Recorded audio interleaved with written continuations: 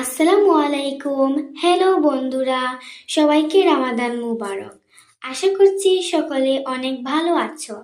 আজকে আমি বানিয়ে ফেললাম সুস্বাদু ফ্রেঞ্চ ফ্রাই। তো ফ্রেঞ্চ ফ্রাই বানানোর জন্য আমি নিয়েছি 3টি আলু। আলুগুলোকে ধুয়ে আমি লম্বা লম্বা টুকরো করে কেটে ফেললাম। তারপর একটি বড় বাটিতে টুকরো করা আলুর মধ্যে দিয়ে দিচ্ছি একটি ডিম, হাফ কাপ ময়দা, 1 চামচ মরিচ গুঁড়ো, 1 চামচ হলুদের গুঁড়ো, হাফ চামচ জিরের গুঁড়ো ও স্বাদ অনুযায়ী লবণ।